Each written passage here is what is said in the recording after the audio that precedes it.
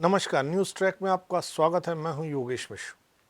अगर Karl Marx ने औघड़ राख रचाए, बाघ चर्मधारी, अर्धनग्न, शमशानवासी, अनासक्त वैरागी महादेव की मात्र फोटो देख ली होती तो वे कभी यह नहीं लिखते कि आस्था या अकीदा आम जन का अफीम है।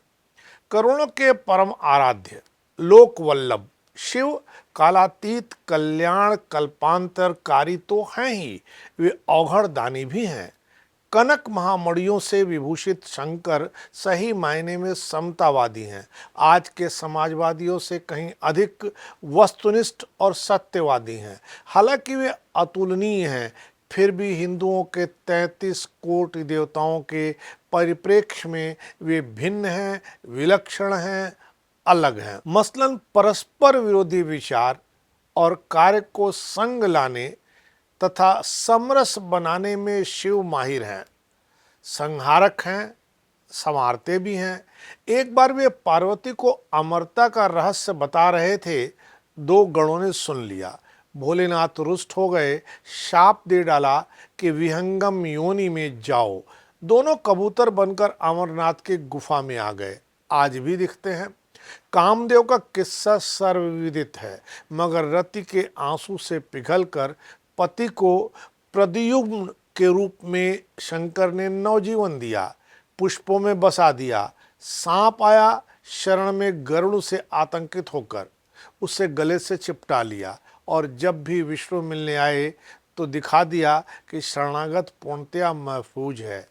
बाबा भोले इतने कि जिससे खुश हुए तो उसे ऊंचा कर दिया। आशुतोष कहलाते हैं, शीघ्र प्रसन्न हो जाते हैं। भस्मासुर की कहानी याद कीजिए, अगर विष्णु बचाने अवतरित नहीं होते तो बम शंकर तो हो जाते। अब लौटे उस मार्क्सवादी परिभाषा पर कि क्या शिव सर्वहारा के अधिक प्रिय हैं। गांजा, भांग, धतूर जिसका आहार हो, भूत प्रेत जिसके संगी साथी हो, तन ढकने के पर्याप्त परिधान भी जिसके न हो, ऐसे व्यक्ति को कौन सरमाएदार कहेगा। राजमहल की जगह शमशान, सिंहासन के बजाय बैल, सर पर न किरीट न आभूषण, बस बभूत और सूखी लटें जटाएं। शिव गरीब नवाज हैं। महात्मा गांधी भी आधी धोती पहनते थे क्योंकि साधारण जन के समीप थे। बाबा भोलेनाथ से उन्हें लगता है यह शिक्षा मिली थी। हालांकि कहा यह जाता है कि विजयवाड़ा के गांव में 1921 में बापू ने एक किसान को घुटने तक मटमैली फटी धोती पहने देखा और उसी दिन से तय कर लिया कि जब तक हर भारतीय को तन ढकने का कपड़ा पूरा नहीं मिलेगा वे अर्धनग्न रहेंगे। लेकिन गांधी आस्थावादी थे, खुद को स्ट्रांज प्रैक्टिशनर सनातनी कहते थे, हिंदू कहते थे। तो ऐसे में यह भी निष्कर्ष निकाला जा सकता है कि अर्धनग्न रहना उन्होंने भगवान शंकर से सीखा हो। जोड़कर देखिए, लीला पुरुषोत्तम द्वारिकाधीश वासुदेव श्री कृष्ण के पीताम्बर को, मर्यादा पुरुषोत्तम अवधपति दशरथ नंदन राम के रत्न जटित वस्त्रों को और प्रचंड प्रगल्भ शिव के बागंबर से इनकी तुलना कीजिए। बस यही अदा कैलाशपति की है जो मन मोह लेती है। आज के संदर्भ में शिव मेरी राय में समस्त जम्बूद्वीप के एकीकरण के महान शिल्पी हैं। जब भाषा, मजहब, जाति और भूगोल को कारण बनाकर भारत को सिरफिरे हिंदू तोड़ रहे हों तो याद कीजिए कैसे सती के शरीर के हिस्सों को स्थापित कर शक्तिपीठों का गठन किया उन्होंने। किस तरह समूचा राष्ट्र एक सूत्र में पिरोया। उधर पूर्वोत्तर में गुवाहाटी की कामाख्या देवी से शुरू करें तो नैमिष में ललिता देवी और उत्तरी हिमालय तक सारा भूभाग जो प्रदेशों और भाषाओं के नाम से अलग पहचान बनाए है, एक ही भारतीय गणराज्य के भाग हैं। भले ही तमिल भाषी आज अमराही लिट्टे वालों से हमदर्दी रखते थे और हिंदी भाषियों को दूर मानते रहे, रामेश्वरम में उपस्थित शिवलिंग इन दो सिरों को जोड़ता है। आज के राजनेता दावा करें, दम्भ दिखाएं, मगर सत्यता यह है कि अयोध्या के राम ने सागर तट पर शिव को स्थापित कर भारत की सीमाएं निर्धारित कर दी। एक बात की चर्चा हो जाए जो जरूरी है। रेत का शिवलिंग बनाकर राम ने उसमें प्राण प्रतिष्ठा करने हेतु उस युग के महानतम शिवभक्त लंकापति दशानन रावण को आमंत्रित किया। रावण द्विज श्रेष्ठ था, मगर पुत्र मेघनाथ ने पिता को मना किया कि वे शत्रु खेमे में न जाएं। प्राण हानि की आशंका है, पर रावण ने कहा कि अंतर्राष्ट्रीय कानूनों और युद्ध के नियमों के मुताबिक निहत्थों पर वार नहीं किया जाता है। रामेश्वरम का महज धार्मिक महत्व नहीं है, कूटनीतिक और मनोवैज्ञानिक महत्व भी है। 6 सदियों पूर्व गोस्वामी तुलसीदास जी ने लिखा, जो रामेश्वर दरसु करिहं ते तनु तज मम लोक सिधरहीं। इतना बड़ा आकर्षण है कि गंगा जल को रामेश्वर में अर्पित करें तो मोक्ष मिलेगा। अतः निर्लोभी और विरक्त हिंदू भी दक्षिण की यात्रा करना चाहेगा। गोस्वामी जी की एक काव्य में पंक्ति ने राष्ट्रीय एकीकरण और शैव वैष्णव सामंजस्य में इतना गजब का कार्य कर डाला जिसे न भारत सरकार कर सकती थी, न ही किसी संगठन ने कभी किया। शिवलिंग के आशय लक्षणों से भी हैं। शिवालय में आने जाने की कोई पाबंदी नहीं है जो अन्य मंदिरों में होती है। न छुआछूत, न परहेज, न कोई अवरोध, सब शिवमय है। शिव एक आदर्श गृहस्थ है। पार्वती ने कठिन तपस्या से उन्हें पाया, संपूर्ण प्यार भी हासिल किया। केवल एक पत्नी व्रती हैं शिव, तथा उनके केवल 2 पुत्र हैं। बड़ा नियोजित सीमित कुटुंब है। अन्य उदाहरण भी हैं। यशोदानंदन की 3 पत्नियों और राधा तथा हजारों गोपिकाएं अलग से सखा थीं। अयोध्यापति ने तो धोबी के प्रलाप के आधार पर ही महारानी को निर्वासित कर दिया था। नारी को सर्वाधिक महत्व शिव ने दिया, जब पार्वती को अपने बदन में ही आधी जगह दे दी। अर्धनारीश्वर कहलाए। लेकिन एक शिकायत शिव से उनके पुत्र कार्तिकेय ने भी जब वर्चस्व और स्नेह का मसला उठा तो की।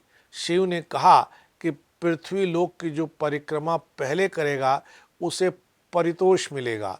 बेचारे कार्तिकेय स्पर्धा के नियम मानकर अपने पक्षी वाहन पर निकल चले।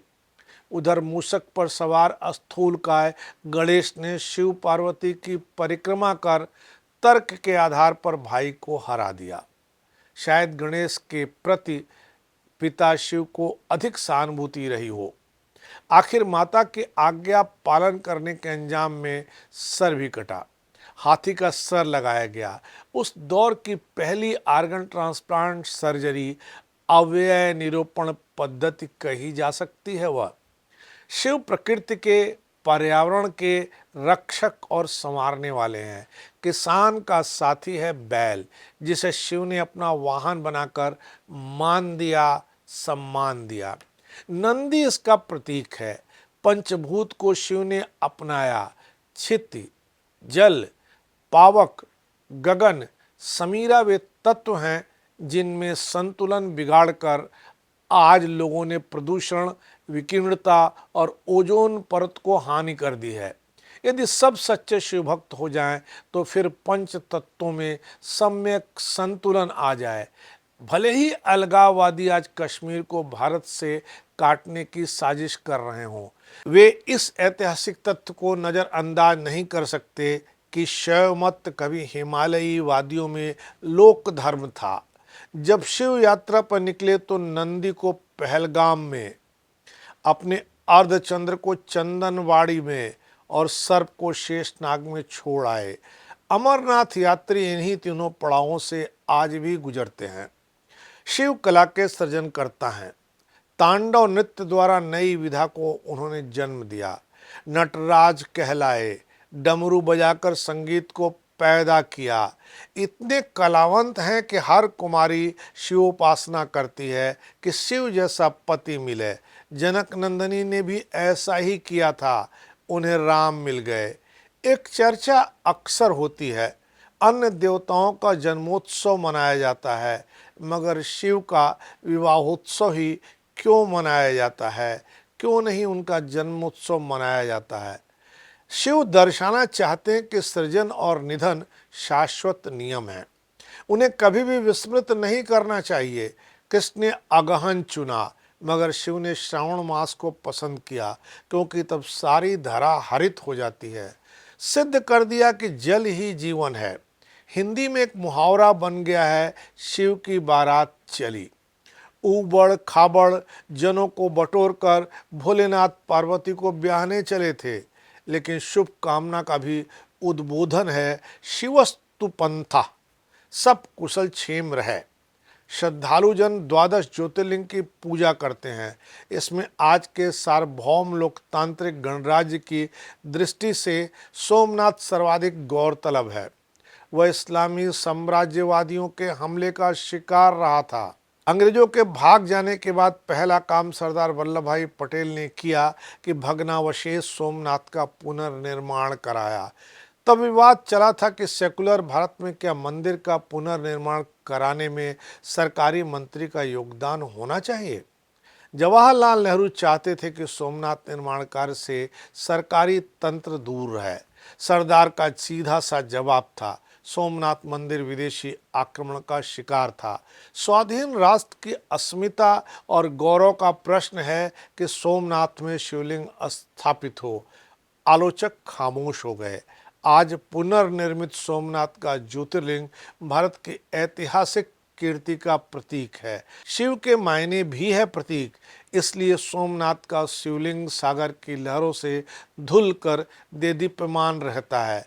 भले ही उत्तर में बाबा विश्वनाथ अभी भी मुगल आक्रामकों से बाधित हों, अभी उन्हें पूरी स्वतंत्रता न मिल पाई हो, अदालती कामकाज चल रहे हों, दावे प्रति दावे चल रहे हों, पर हम उम्मीद करते हैं कि जल्दी ही काशी विश्वनाथ के शिव भी स्वतंत्र होंगे। आप सबको शिवरात्रि की मंगल कामनाएं। नमस्कार। फिर मिलेंगे अगली बार किसी नए सवाल के साथ, नए विषय पर आपसे बात करने के लिए।